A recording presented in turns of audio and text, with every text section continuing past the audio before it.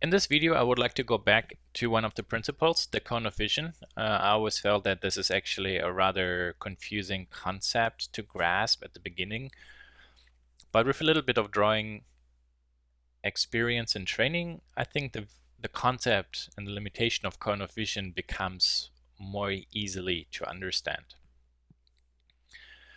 So what's a cone of vision actually? It defines a cone which has an opening of 60 degrees, and the cone starts at the viewer and should include your subject, your object. The problem again we have is we as humans, we have two eyes, plus we have a brain that also alters our vision, and we have an extreme wide radius to see. Plus our brain also manipulates a little bit of what we see. And when we do a hand perspective drawing or construction, or we create a model on a computer in 3-point perspective, or if we use a camera, a single lens, a computer software simulates a single lens from a camera, we cannot get the same look or feeling like we can experience our environment through our eyes. And specifically also 2-point perspective is somewhat a simplification. It is to a certain degree, of course, accurate, but it's not really the same. So that's the reason why we developed this cone of vision 60 degree, because as you can see, if you take a look here at the floor plan, everything that is from the center to the cone still feels okay. While actually if you get closer to the edge of the cone, the perspective distortion gets bigger. And there's also the rule that those corners should always be at least equal 90 degrees or bigger. But like here, it should never be smaller than 90, because then you will get really strong perspective distortions. Now imagine this is actually a floor plan, let's say of an exhibition space or a kitchen. Everything that's constructed here will look kind of tiny, and everything you will place to here will kind of look really big. And that's one of the problem of perspective representation. And also in photography, what you then have to do is simply, when we use this view, we only should draw this stuff, and the rest we simply have to ignore. We can't really show it, otherwise it will look odd. So let's take a look at this collection of images I have. So for example, this is a very simple cube, 2-point perspective, left and right vanishing point, probably cone of vision, yeah, will fit. If you try to guess the angle, so this is still 60 bigger than 90 degrees, so this is actually okay. But you can see through a camera, and it looks like this is actually shot straight forward, or maybe they corrected actually a little bit the perspective, because I don't really see a lot of falling lines. It looks pretty dynamic. Here, for example, just a comparison, which is really nice. Try to take a look at how the roofs feel in each photo. This, for example, looks really pinchy, and the whole part looks a little bit distorted. But then everything you look at in the center of the picture feels more natural. And again, that's the problem, because this is getting closer to the so-called cone of vision. Here, for example, again, the difference is not necessarily as big as like the top part that gets a little bit pointy, but it's still okay. And this part, which looks more natural to us. Same here if you compare each cube. So you see this is more in the central part, and those two are getting closer to the left and the right vanishing points. So they're a little bit more extreme, specifically this one.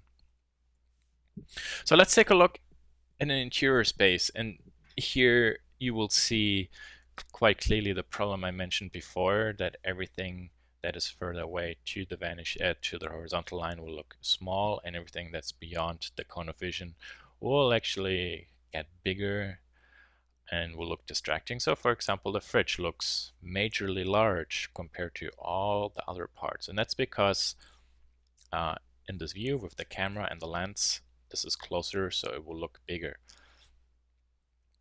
And unfortunately, that's just also the problem not only with drawing, but also with photography. Here, for example, another problem, if you want to represent a space, the previous photo was like in a parallel perspective, if you want to say it this way, or 1 point. This is more the feeling of kind of like a 2 point. So you're not looking straight into the room, but you see how big actually the bat looks. And specifically, really pay attention to how big is, for example, the furniture piece here, and how tiny does it look over there.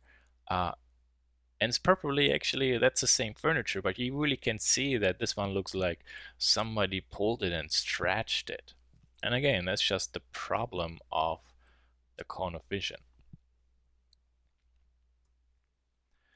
So to counterbalance that is simply some interior spaces or ideas can easily be represented completely. In some spaces, you simply have to make sacrifices, or you're lucky you have kind of like a motive, kind of like this tunnel, which is so irregular and is designed in a way that you can easily take a photo of it.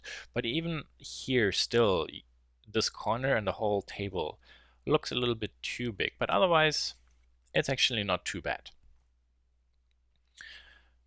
This is actually a really interesting photo I found because it uses one very simple approach. We have kind of like a floor and a ceiling, but everything of interest is somewhere at the center of the photo. And think about like the cone of vision. So this is kind of like all the parts that's really interesting. So everything that gets close to the cone of vision, we leave simply out because it will be distorted. And this way you still perceive the space, because the architectural elements help you to read kind of like the dimension, but your eyes will only focus on what is really important. And here is another image, and again, try to take a look at how massive those doors look like compared to how tiny now the table is, and probably the size-wise, like the width of the door wing and the width of the table are probably equal, I would say. But because it is a nice parallel perspective, if you want to say it this way, or 1 point, it's really well balanced. And here another one. Try to take a look at how big those leaves look compared to the tiny size of the table. So very often there's no perfect view. You just have to make compromises a lot. And let me go back to Illustrator. So here again, think about if we construct a line up here and up there, and my lines are invisible. Hold on.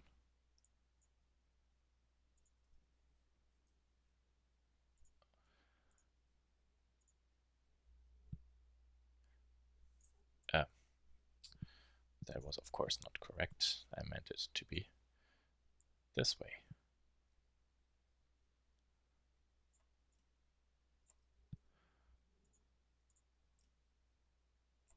So there, now you can see the space much better. So everything that's in this area will always be good. Everything that goes to the left, to the right, or further to the front will at 1 point look extremely distorted. So there's no point in drawing those. Simplify them or just simply leave them out. Also, just to finish this one, I have one more thing to show. I introduce you to a 45-45 parallel perspective approach. And if you pay attention to, actually, you can nicely see that those are 45 rotated squares. But if we draw in horizontal lines and then also draw in from the center point the other lines, we get actually really nice squares.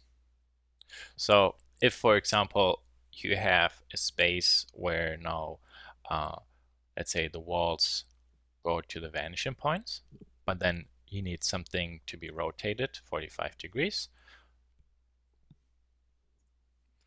For example, I don't know, let's say something here comes out, goes this way, goes this way, and goes this way. There we now have an object constructed on it, placed somewhere in this space, parallel to you, rotated 45 degrees if you take a look at it from the top.